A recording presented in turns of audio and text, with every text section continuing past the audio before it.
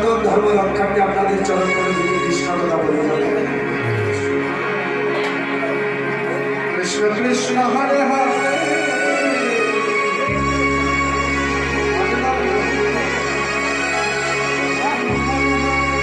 এখানে উপস্থিত যারা রয়েছেন সবার চরণ করে আমি একটা কথা নিবেদন করি। হরে কৃষ্ণ। আপনাদের এই এলাকাটা অত্যন্ত এলাকা, এখানে যে হরিনাম কীর্তন করছে,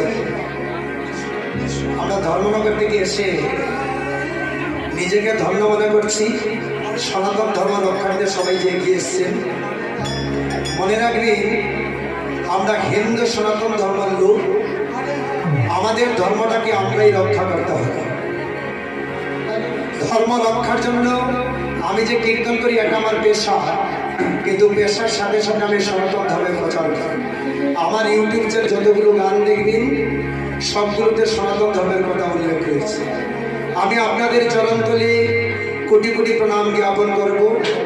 আমাদের সনাতন ধর্ম রক্ষার্থে এই ভৈরব বাবার অঙ্গনে প্রতি বছর যেভাবে হরিনাম কীর্তন হয়, আমি মায়েদের চরণতলে, আমাদের মতো যুবক ভাইয়েদের চরণতলে কোটি কোটি নিবেদন করে যাচ্ছি।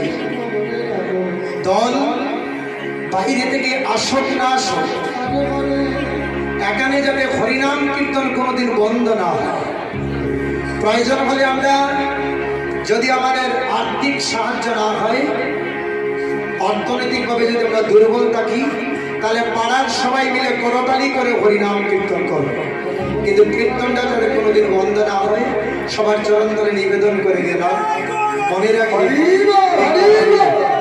আরেকটা জিনিস সবার কাছে বললাম, বাড়িতে লক্ষ্মী পূজা, বিশ্বকর্মা পূজা, সরস্বতী পূজা করি, পূজার পর মূর্তিকে রাস্তার ধারে, নদীর ধারে কোথাও রাখবেন না।